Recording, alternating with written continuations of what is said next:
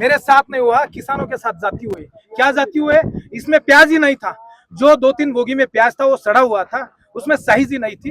फिर भी बोल रहे हैं कि कांदा एक्सप्रेस लासलगांव से दिल्ली के लिए निकल चुके हैं, उसमें प्याज नहीं है। लेकिन वो प्याज का आभास कल के मार्केट में हमारे प्याज को गिराएगा तो उसको जिम्मेवार कौन रहेगा? इसकी जिम्मेवारी कौन पकड़ेगा?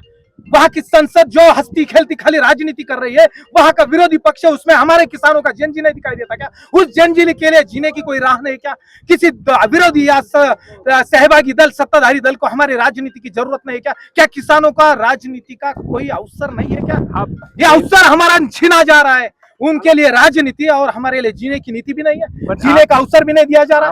कांदा एक्सप्रेस रोकने की वजह क्या थी? आप अरे उसमें प्याज नहीं है, प्याज का आभास है, सड़ा हुआ प्याज है, उसमें साइज नहीं है, जो हम जानवरों को भी नहीं खिलाते। ऐसी प्याज लेके दिल्ली जा रहे हैं और बोल रहे हैं दिल्ली के लिए 30 रुपए में प्याज बेचेंगे। वो दिल्ली में जब 30 रुपए में बेचेंगे तो इधर का प्याज का रेट क्या होगा?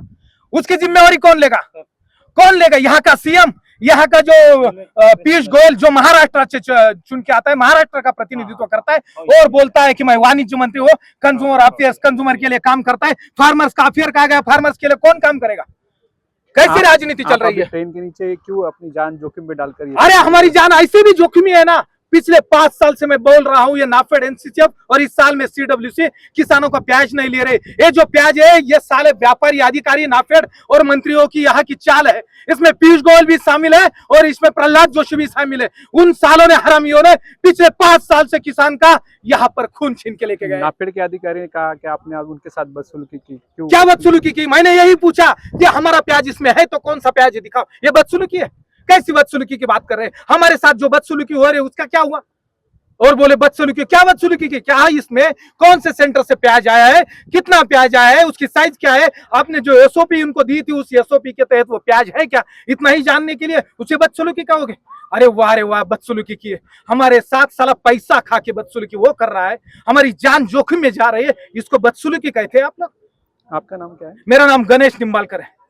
हमने ये 21 डब्बों की रेक लोड करी है सुबह से और इसमें 450 मेट्रिक टन का अनियन है। ये हम कोशिश करेंगे कि अगले 24 घंटे में दिल्ली में पहुंचे। तो कल दोपहर में दिल्ली में ये अनियन डिस्ट्रीब्यूट होगा। पर मीडिया में ये 2 दिन से ये चल रहा था कि प्याज ट्रेन लेट हो गई, 2 दिन से गाड़ी लोड हो रही थी, तो उसकी क्या वजह थी ऐसी? नहीं, कुछ नहीं, see it takes some finite time to actually prepare the stock.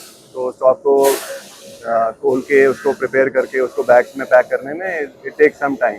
So that's what it was, just that it took us some time to pack the bags and send it across. Otherwise, there was no other issue.